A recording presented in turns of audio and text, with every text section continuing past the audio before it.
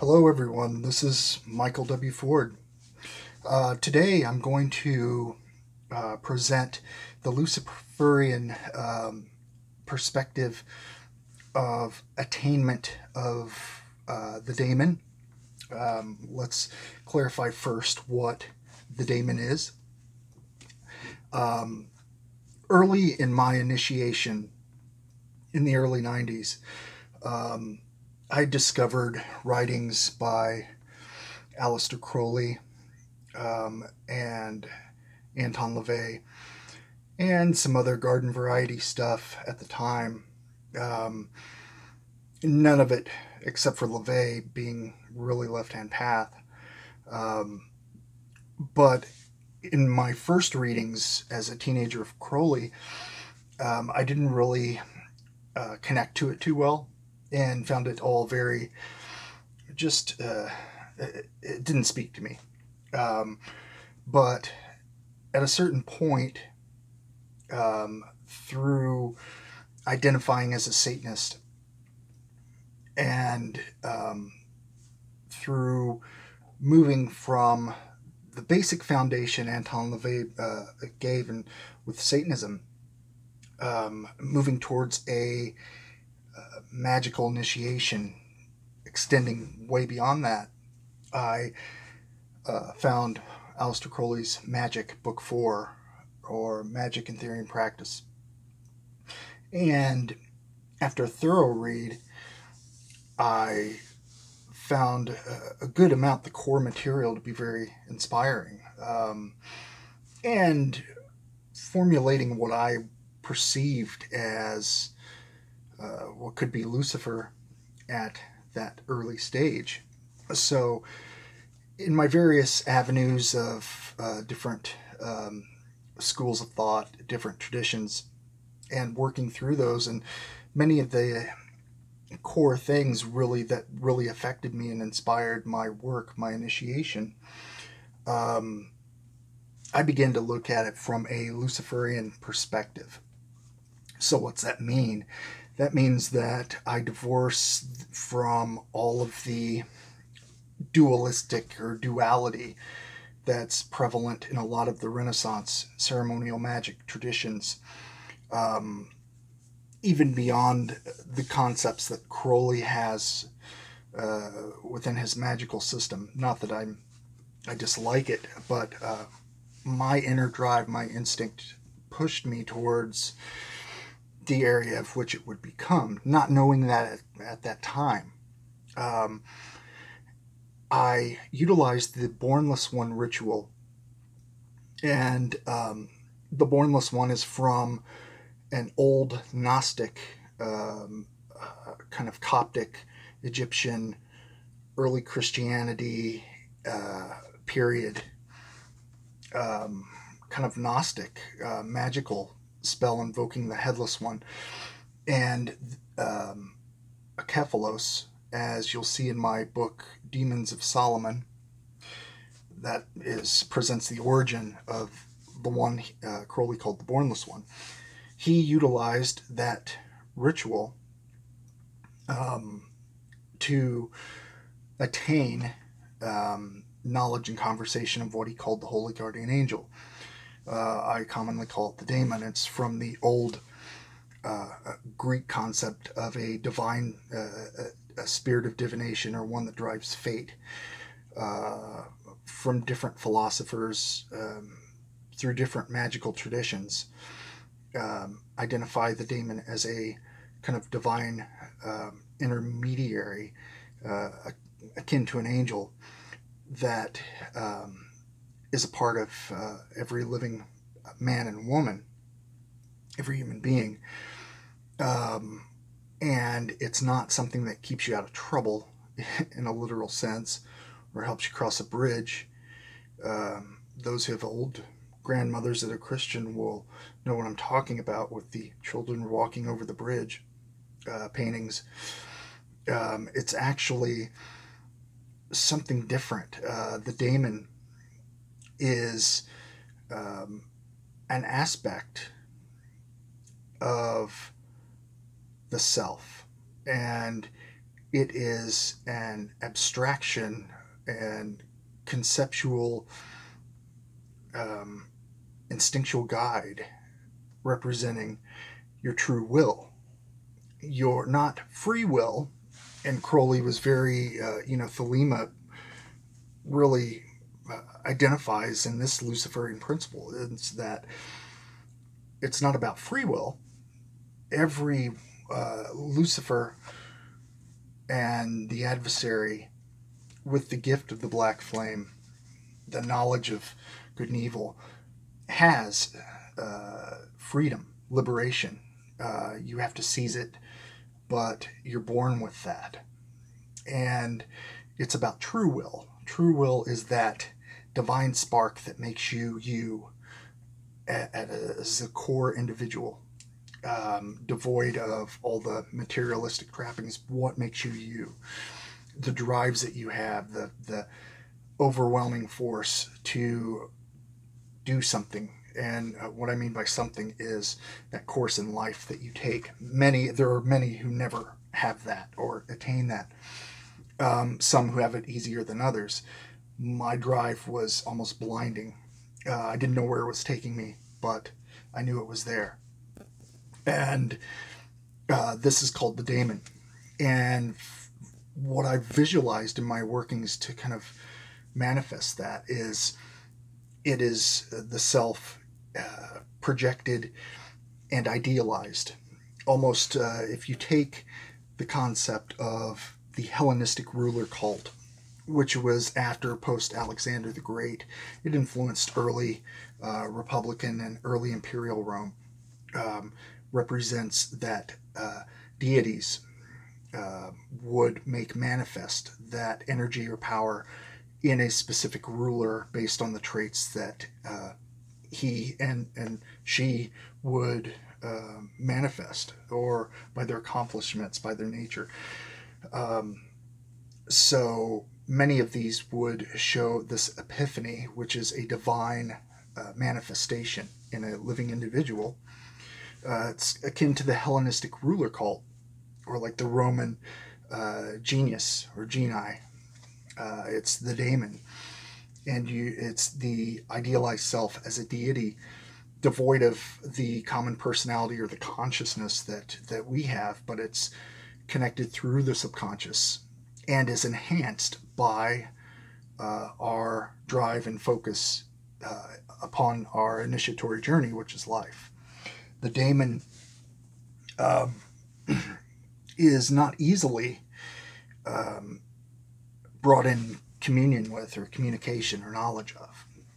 It's a process, and it's a lifelong process, and there are stages, continual stages to this experience. And these climaxes of this attainment, this enhancing, this manifestation of your Daemon will occur, and you'll have periods of time throughout your life where nothing happens, where it's not present. It's there, but you're not focused on it.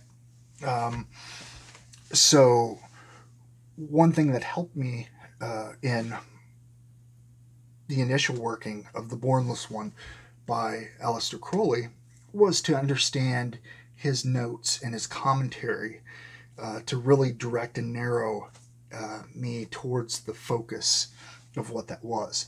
And what I've come to understand, and what I've experienced and validated, is that first, there are many ways of knowledge and conversation or attainment of the Daemon to initially get that connection. And that is done through some type of, you can use different ceremonies, different rituals. I have primarily the Azalusel Daemon working from the Bible, the Adversary. But you can use, I have probably no less than 18 published ceremonies and initiatory rites that have been and can be used with consistency applied to awaken and illuminate the Daemon And I call it the Azel Usel rite because it's the name of my daemon, the revealed name. It's not that when you perform the Azel Usel, that's what you're invoking, my daemon. It's actually yours, unique individual one. I called it that because in the time of its publication, that's what it was. And many of those were records. The early works were consistently just more records of magical works. So what I found in performing the Bornless One, and one of the aims in the ceremony was that at the time I was doing a project called Psychonaut. It was kind of ritual music, dark industrial ritual music. I decided to record the Liber Alve Legis, the Book of the Law, by Crowley to music as an album. And so I had to record 8 layers of me reciting section by section the Book of the Law, which was a very hard thing for me to do because not all of it really inspires me. But it was a test of will and the struggle to see it through, because towards the middle of it, I understood the Luciferian fire, the aspect was there, but not in what I was recording with Aleister Crowley's Book of the Law. That was kind of his vision, not mine.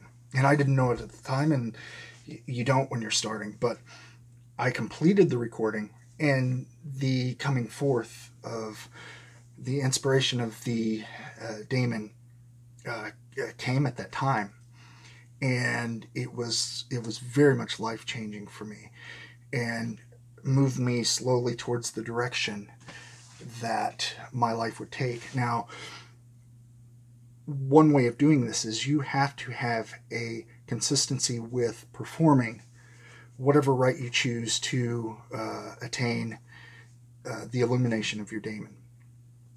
And it can be whatever it is, you do it consistently for a set period of time, 15 days, a month, a total cycle of a moon, from dark moon to full moon. Whatever it is you decide, you have to see that through. And one way that you can enhance this is when you perform the invocations, just like you perform any ceremonies, any types of magic or sorcery in a ritualistic sense. You have to invoke the unity of will, desire, belief so much that you really forget that you're consciously there at that moment. You forget, you lose awareness of you reading something. You're engulfed and inflamed in the imagery via your imagination of that invocation. It can also be something that involves physical struggle, and this type of pressure, exercise, whatever it is, will bring you to points of exhaustion. And it's in those moments that this begins to manifest. It opens a gate. And initially, for me, the daemon came forth slowly in certain phases. And then in the early 2000s, it continued to manifest, and really it manifested through my true will, which is Luciferianism, and the works, the priesthood that I'm dedicated to, not only as a magus, and my oath of expanding and presenting possibilities, potentials for the Luciferian current being opened via my works, but also personally as an artist, as a musician, and expressing those types of magical keys in my recordings and other avenues of art. So that really plays out what the daemon is in terms of the essence of the great work. The supreme ritual, just like in Crowley's works, the supreme ritual in Luciferianism is the actual result, which is the attainment of knowledge and conversation of your daemon, the coming forth of that higher articulation, that higher faculty of you, the very mirror of the essence of the black flame, that divine consciousness. And throughout your life, as it increases, this momentum builds based on you doing your true will and staying within the parameters of trusting your instincts and enhancing yourself. This fuels the daemon, and the daemon fuels your consciousness. And just like in Egyptian magic, such as within the Necrominion, my book on the mysteries of Chem or Egypt, the unity between your consciousness, your subconscious, the daemon, it's the mediator, and the deities and spirits that you have a level of honor and dedication and mutual interaction with. This pandemonium, this encircled embrace of power within yourself. You're strengthening your will, and that is through the attainments in your life and those levels. Elevations to states of being. We commonly call it grades in esoteric orders, but that is a state of being. I'll also say that the symbolism associated with the daemon has deep significance and should be studied as the serious aspirant is dedicated. In Luciferianism, and just explaining it, the introduction, philosophy, and things like that, I don't jump to the concept or the topic of the daemon because it is abstract and it's not something that you can rationally present and not imply a spiritual, mystical, or paranormal type connection. And that is one of the veiled mysteries in Luciferianism, is that this process is a subjective, initiatory, ecstatic, deeply religious and spiritual experience that strengthens and validates your philosophy in action, your being, to where, this is my belief this week, tomorrow I'm now this. No, you're going to have, as you grow and adapt and learn, the enhancement will be there. And change is a continual thing, of course, but there's a crystallization of the core that makes you the individual, and also the deified type of daemon essence of what you are as a unique being. So that is the structure of the ritual of attainment of the daemon. And like I said, in all of my books, Sabeti, Dragon of the Two Flames, Bible the Adversary, Fallen Angels, even the darker vampiric works, Sekemapep and Akaru, Goetia of Shadows, Drauga, there are ceremonies that can be adapted with ease if someone's drawn to it and inspired by it, to apply to make that ordeal of attainment of the daemon. And there is a patronage between what people call fallen angels or demons and guiding and fueling and enhancing and developing those energies within yourself via the daemon. So I hope this has been something that kind of breaks it down for you. As I'll say, like, subscribe, spread our works as as you see fit. And thank you very much, and see you soon. Hail Lucifer, Bonama Aroma.